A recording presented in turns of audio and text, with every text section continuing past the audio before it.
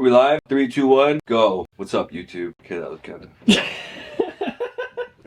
No, okay, what's up, guys? So we are here today at the Refiner Gym, best gym in Utah. It's Tuesday, which means it's a pull day. Some back and biceps. Then we got about, what, 4 or 5 back movements, 2 biceps, and yeah. I'm gonna take you guys through this back and bicep workout. I know I get asked a lot about back training and how do I build my back. I actually had some guy ask me how to build his upper traps the other day, and I said, I don't know, I don't do any trap work, I just do upper back movements. So hope that kind of explained it to him. I know it was a pretty vague answer. That dude went home and sat in the mirror like, what the fuck? What does that mean?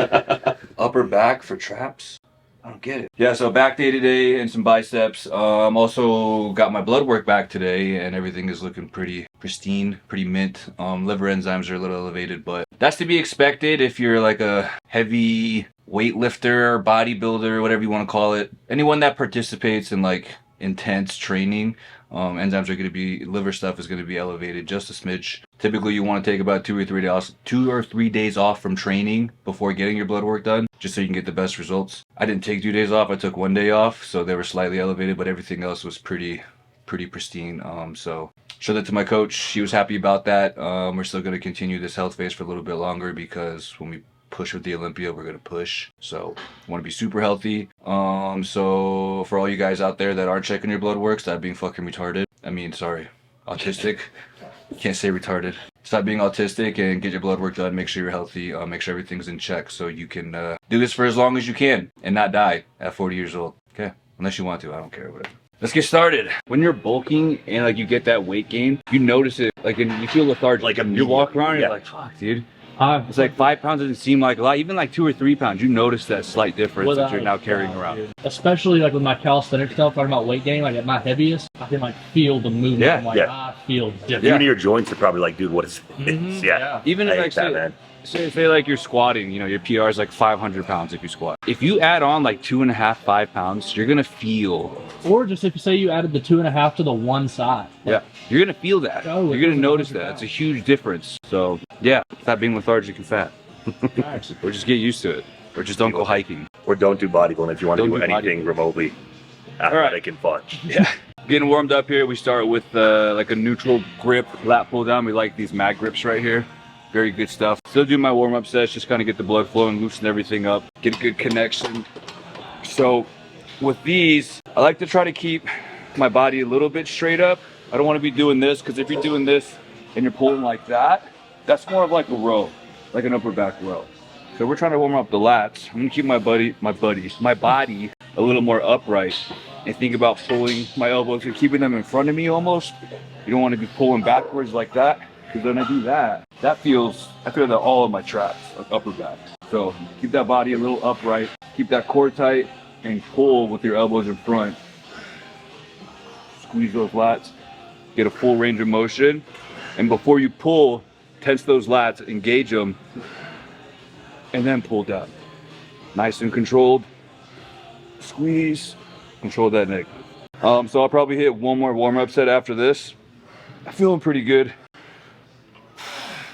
That's the good thing about this. We're ready to get into our working set now. Shooting the app, the RP app wants me to hit 13 with 1 RAR, so let's see how it goes. If I get to 13 and I feel like I have a few more and I'm not at that 1 RAR, I'm gonna keep going. Yeah.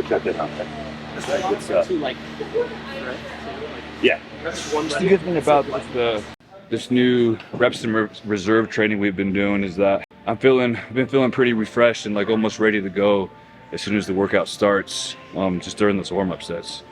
When we were training ourselves to absolute failure, oh sorry, I can't breathe, and just hammering ourselves every single fucking set, which is good, it's not a bad thing, but you know, we felt that in our day-to-day life. Like we just felt run down and like we got hit by a train. So energy levels have been a lot better, bodies have been feeling a lot more refreshed coming into the next workout. So rest and reserve doesn't make you a pussy. It's got some value to it. So give it a shot, try it out, maybe you'll like it. We were both against it for the longest time. You gotta do it the right way, dude. Yeah, make sure like you're actually taking it to within a rep or two of failure. You gotta know what true failure feels like to be able to gauge that reps and reserve thing, you know? So try it out, give it a shot. It's good stuff, promise.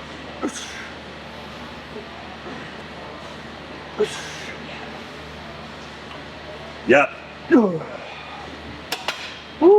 That was 17 reps. The app wanted me to do 13. But if I stopped at 13, I would have like 5 or 6 more reps in reserve. So that felt like a pretty good rep, like 1 RIR. Had I gone for more, the form would have started to break down a little bit, and I would have sacrificed that just to get the reps, which is not what you want to do. Don't sacrifice form and the integrity of your set just to hit a goal number. So a big problem when it comes to like back training, people are always wondering why, you know, their back isn't growing or why their back sucks. It's because they're not, you need to be able to like take a good honest look at your training and how you're training your back. You know, it's not just about moving fuck tons amount of weight for as many, or just chasing a goal rep, or like I said, just lifting super heavy weight. Because yeah, it's moving, but are you actually engaging the right muscles? So let's take like a barbell row, for example. Probably one of the most fucked up exercises people do. It's done wrong probably 90% of the time. It turns into like an upper back row, like they're just pretty much shrugging. You know, a lot of people, they'll just load that bar up with like 3 or 4 plates. They'll be right here and they're just doing this shit. Or they're not getting that full extension, they're just sitting here. They're getting the isolation in the back, but they're just doing this. It's like a bicep pump. Get that full extension, let those lats stretch open, full extension, hard contraction, and control that fucking negative.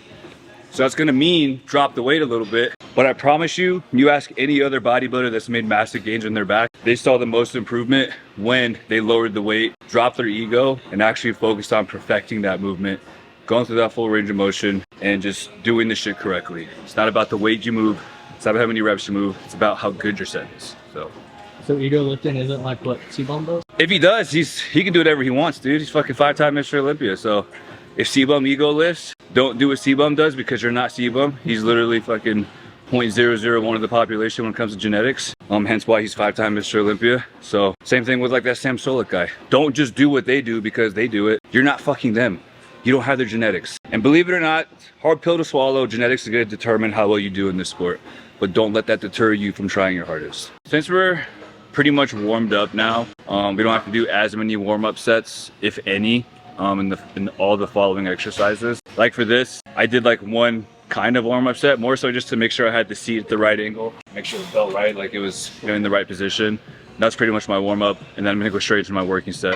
I don't feel like I need to waste any more energy on warm-up sets. I feel pretty warm and primed, so I'm gonna jump straight into it. I'm not gonna waste any more time. No foreplay? No foreplay. Straight, just penetration. If your gym has one of these, which a lot of gyms don't, it's a pretty rare piece. I wouldn't say rare, but hard to find. You don't see it very often.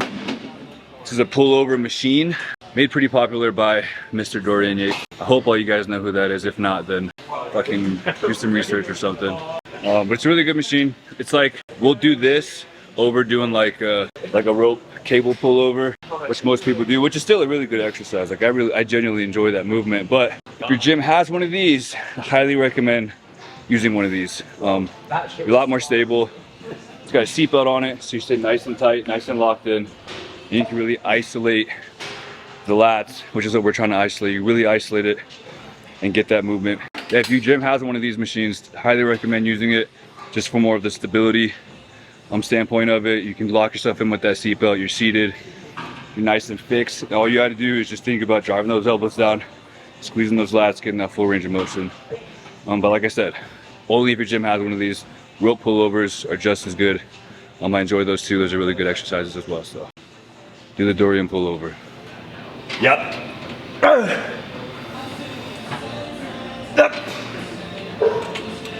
Oh my god. 12?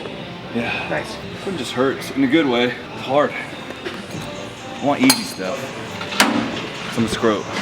Just kidding. Do the hard stuff. I feel like you strain so hard on this thing. And this part doesn't make me feel any more of like a big manly man. Feet dangling. But if you really want to maximize the machine, you gotta cross your feet. Dorian did it. I crossed my feet, dude. I have to. This just feels weird. This feels natural. You just feel more secure. Yeah, I feel like it's keeping me more stable, like balance-wise. If you guys haven't noticed by now, we're using mostly machines. We're gonna be using all machines today except for one movement. We kind of stick to the isolation stuff. We're not doing any compound movements, so to speak. No dumbbell rows or barbell rows, you know, because we're trying to isolate the back muscles. You know, we're doing a barbell row or a dumbbell row. We're gonna have to use other, I guess you want to call them stabilizer muscles. That's the fucking hot word to use right now. because we're not trying to recruit more muscles. We're trying to really isolate our back and our lats and have as much stability as possible to get the most out of the exercise. And again, I've used this word 17 times already. Isolate the back and the lats. We don't want any wasted energy or sell ourselves short of reps or execution due to like having to stabilize ourselves, you know, hence the compound movements of barbell rows or dumbbell rows. So yeah, machines for us, but we will be doing one compound movement at the very end. We'll get to that later. Notice how he's not leaning all the way back and doing like a row motion. He's still kind of upright. He's getting that full stretch in the lat, tensing it before he pulls down. Full stretch, tense. He's gonna drive straight down with the elbow and try to dig that elbow into that pocket here. That's the goal. Always lead with the elbow, drive it straight down, dig it in. Full stretch, you can see where it fucking comes out. Boom, contract it, elbow straight down, drive it into the pocket, control that negative, rinse and repeat.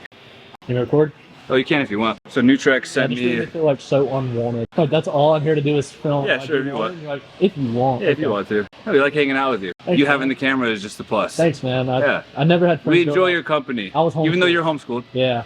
you're not that bad. Cool. Thanks, man. You're giving the homeschool kids a good rep, you know? Fuck yeah. But yeah, Nutrex sent me like the diuretic they have. Just wanted to try it. I mean, I wasn't trying to get anything out of it. I just want to get a little test run, see how good it was, you know, maybe use it on clients in the future. And it worked pretty good. But like, what was it, 2 days ago? We were training delts or something? Yeah. No, it was hamstrings, right? No, was it delts? No, it was Saturday. It was Saturday. Yeah, Saturday. Because it hit you yesterday and it hit you Saturday. Yeah, I took it on Saturday and I was like, fuck, did I feel kind of like flat and it's not full, like not a good connection. I didn't feel full and pumped. And he's asked me some questions, like, oh yeah, I took that diuretic to see what it was like. And yeah, that shit fucked me up for like 2 or 3 days. Couldn't get full, I just felt flat, felt small, felt like a skinny bitch. But feeling back to normal today, feeling nice and full, pumped up today. It's a pretty good diuretic, highly recommend. Don't do it for funsies though. You know, use the contest prep or something. Fourth exercise? Yeah, this is our fourth exercise. We're gonna be targeting like our mid-lower back area. We're gonna be using the Strive diverging seated row. Just so you guys know I can read, gotta prove it to you guys. I'm not that autistic. So a good thing about this machine is you can change like the strength curve or like the resistance profile on it. So we have it on setting number 3, which is gonna make it the heaviest in the stretched position, which is where you're gonna be the strongest. So it's gonna be super heavy in the beginning, and then as you start to contract, you get that concentric, it's gonna kind of fall off a little bit so you can get that full range of motion and not have like a strength drop off as you're going for the contraction. So it's pretty much like one smooth movement throughout the whole thing. Yeah, it's gonna be targeting like our mid-lower lats. What's my new favorite thing? This is something we're gonna talk about off camera. I think it'd be a good thing to kind of touch on. Get my Captain Morgan post. No, but so we're talking about like what's one thing we wish we knew when we started bodybuilding or just earlier in our years. And we kind of all agreed on that, you know, if you take your diet and like your off-season dieting a lot more serious, I think that'll take you a very, very, very long way. I think if I took my off-seasons and like my reverse diets serious in like my first 3 or 4 years, I think it would have progressed a lot faster and a lot better. I was always just like, oh dude, I was doing that Sam Solik shit where it's pretty much just like calories in, oh I gotta hit this amount of protein, this amount of fucking carbs, this amount of fats, this amount of calories, and I want to be like 250. So I can get to 250 like pretty easy, but it'd be a disgusting 250 of probably like, say I weighed 220 and now it's just like I want to get to 250, probably 25 pounds of that would be fat. So it'd be just counterproductive, and you still have to lose that during your cut. You gotta get pretty aggressive with it. So instead of putting on 70 fucking pounds and having to lose 60 pounds of that as fat, stay relatively lean, you know, eat good quality foods in your off season. You know, you won't have to prep as hard, and prep won't be as much of a struggle, I guess. It's gonna suck no matter what, but it won't be as aggressive and be a little bit more enjoyable. Cardio too. Don't skip cardio. Don't skip your cardio. Do not skip cardio. Doesn't have to be crazy cardio, but do the cardio. I promise you, it works.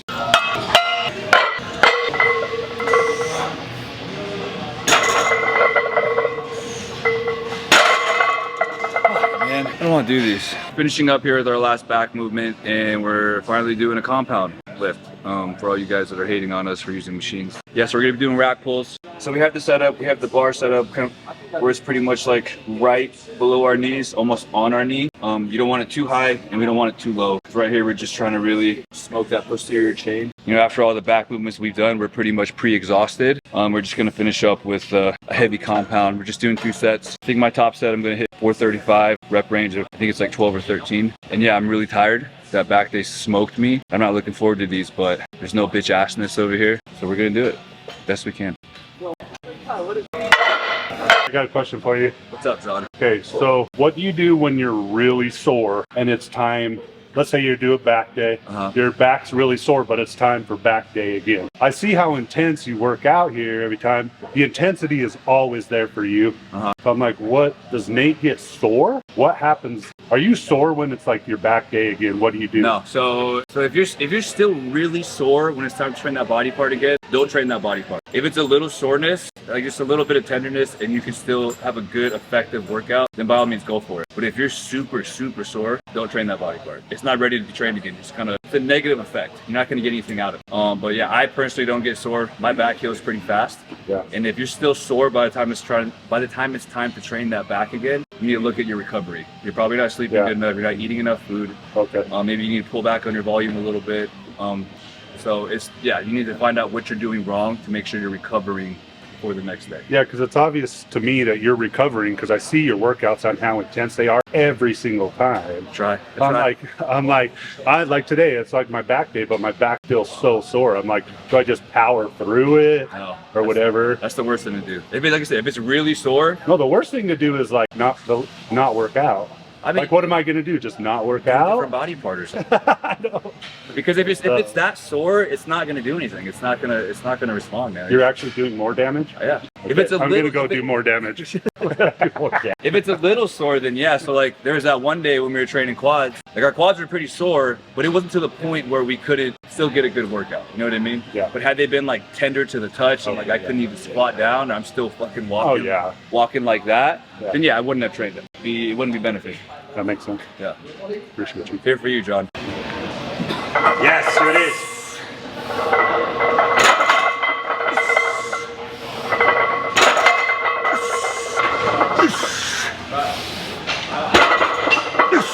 Good, let's go, Nate.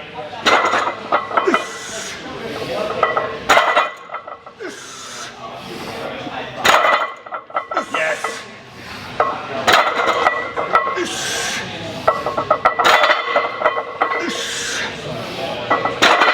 Go. How many was that? 13. Woo. Felt good.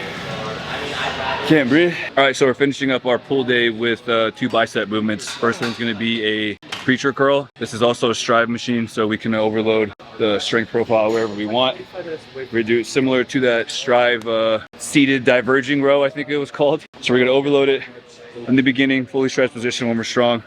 And as we start to get closer into the concentric, it's gonna fall off a little bit so we have that smooth range of motion tension throughout the whole movement. So that's what we're doing. 3 sets here, and then 3 sets of incline cable curls. So just finished up our pull day. It's actually a really good pull day. I'm fucking smoked. I'm ready for a nap. I was actually pretty smoked like 3 exercises into that workout, but we powered through, still progressed on everything. Hit all our reps, our target reps we were supposed to hit. Just finishing up with biceps. We still have incline cable curls, but I'm just gonna go and do the outro now. So I gotta train my wife, one of my clients. All in all, good day. Said smoked. I don't know what else to say, dude. I don't know. I don't care what you say. I was just kind of getting us to close out the video. Yeah, so you kind of like dozing off. I'm like, dude, am I boring you? No, I'm looking at my. Am I boring you, Tay Tay? I'm looking at my fucking monitor. No, I don't know.